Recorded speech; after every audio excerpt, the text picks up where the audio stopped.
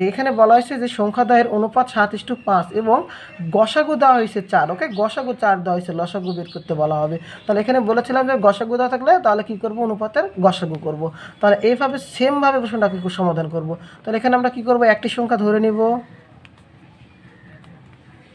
একটি সংখ্যা ধরে নিলাম 7 ক, অপর সংখ্যা ধরব, অপর সংখ্যা 5 ক।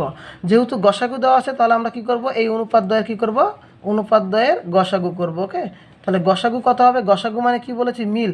7 ক আর 5 ক এর মধ্যে শুধুমাত্র মিল রয়েছে ক। তাহলে প্রশ্নে এখানে শর্ত মতে তাহলে গসাগু ক সমান কত লিখতে পারবো, এখানে গসাগু দেওয়া আছে 4। তাহলে এখানে আমরা গসাগু এখানে মানটা বসিয়ে দিব, ক এর মানটা।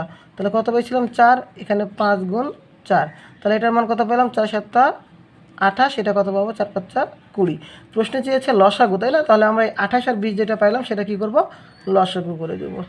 28 আর 20-এর লসাগু। তাহলে প্রথমে 2 দ্বারা করলে কত হবে, 14, এটা হবে 10।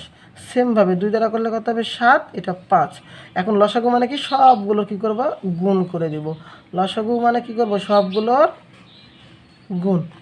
তাহলে 2 গুণ 2 গুণ 7 গুণ 5। তাহলে এগুলো প্রত্যেকটা গুণ করলে কত হবে, 2 2 4, 4 7 28, 28 দ্বারা 5কে গুণ করলে হবে, 28-এর সাথে 5 গুণ করলে কত হবে, 5 × 40, 0, হাত থাকে 4, 5 2 10 আর 4 14, কত হবে, 140। ওকে, এইটা হলো আমাদের কাঙ্ক্ষিত উত্তর।